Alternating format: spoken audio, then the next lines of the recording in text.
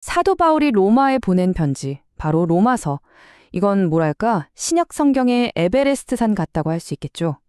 오늘 우리는 그 정상에 있는 가장 핵심적인 메시지, 하나님의 의가 대체 무엇인지 깊이 한번 파고 들어가 보겠습니다.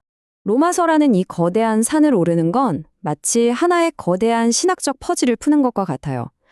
그리고 바로 이 질문이 그 퍼즐의 시작점입니다.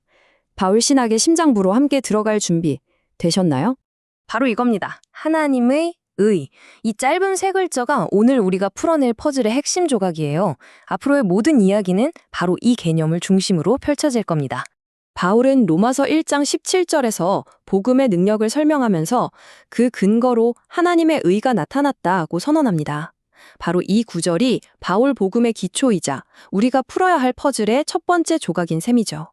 자, 그럼 본격적으로 들어가 보죠. 이 하나님의 의가 해결해야만 하는 그 문제가 과연 뭔지 그 심각성부터 한번 들여다보겠습니다.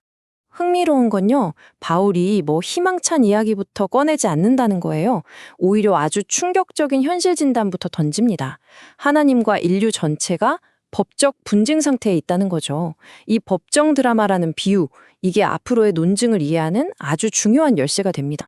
그렇다면 기소 내용이 뭘까요?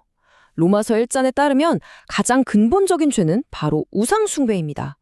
근데 이건 단순히 다른 신을 섬기는 걸 넘어서요, 창조주에 대한 아주 심각한 불의를 저지르는 행위라고 바울은 고발하고 있는 겁니다. 이 그림은 바울이 말하는 세 번의 내어주심을 보여주고 있어요. 이게 바로 하나님의 진노가 나타나는 방식이죠. 1단계로 하나님은 인간을 그들의 몸의 욕망에 그냥 내버려 두십니다. 2단계는 부끄러운 욕심에, 그리고 마지막 3단계로는 상실한 마음에 내버려 두시죠. 이건 하나님이 직접 벌을 내리시는 게 아니라 인류가 선택한 그 길의 파괴적인 결과를 끝까지 경험하도록 허용하시는 것에 가깝다고 볼 수 있습니다. 여기서 아주 중요한 점은 이게 이방인들만의 이야기가 아니라는 거예요. 로마서 2장에서 바울은 이 기소 대상을 모든 사람에게로 확대합니다. 남을 판단하는 그 사람도 결국 똑같은 죄 아래에 있다는 거죠. 이 강력한 구절이 문제 상황을 완벽하게 요약해 줍니다. 율법은 우리를 의롭게 만들지 못해요. 오히려 모든 사람이 하나님 앞에서 유죄라는 이 보편적인 사실을 명백히 증명할 뿐입니다. 자, 이렇게 거대한 문제를 확인했으니 이제 바울이 제시하는 이 놀라운 해결책으로 넘어가 보겠습니다. 그 의미를 한꺼풀씩 벗겨내 보죠. 바로 여기에 이 퍼즐의 가장 중요한 단서가 있습니다.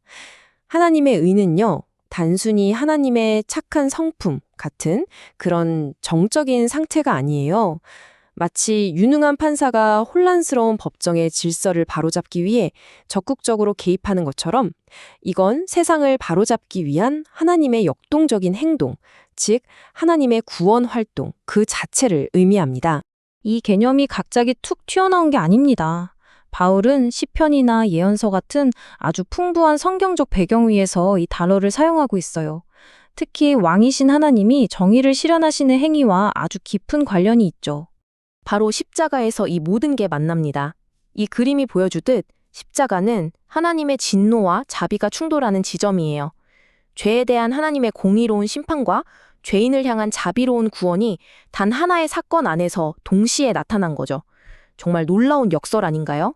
로마서 3장 26절에 이 심오한 개념으로 해결책을 요약할 수 있겠습니다. 하나님께서 인류와의 법적 다툼을 스스로 해결하신 거예요. 자신의 의로움은 지키시면서 동시에 우리를 의롭다고 선언하시는 길을 여신 것이죠. 좋습니다. 그럼 이 계시된 의가 어떻게 우리한테 적용되는지, 여기서 믿음은 도대체 무슨 역할을 하는지 한번 살펴보겠습니다. 자, 이 거대한 법정 다툼에서 어떻게 이기는 편에 설 수 있을까요? 바울의 대답은 아주 단호합니다. 우리의 행위나 노력, 자격으로는 절대 불가능하다는 거죠.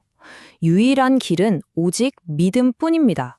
바울은 이 주장을 증명하기 위해서 최고의 증인, 바로 아브라함을 법정에 세웁니다.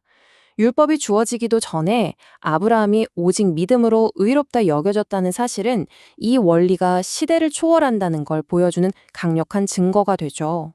여기서 우리가 흔히 오해하는 지점을 바로 잡아야 합니다. 바울이 말하는 믿음은 우리가 열심히 해내야 하는 또 다른 행위가 아니에요. 오히려 정반대죠. 그건 내 힘을 빼고 하나님의 약속 앞에 전적으로 항복하는 자세, 즉 하나님께서 모든 것을 하시도록 내어드리는 급진적인 신뢰를 말하는 겁니다. 로마서 5장에 이 거대한 논증이 이 그림 안에 요약되어 있습니다. 왼쪽을 보세요. 아담 한 사람의 불순종이 모든 사람에게 사망을 가져왔죠. 하지만 이제 오른쪽을 보세요.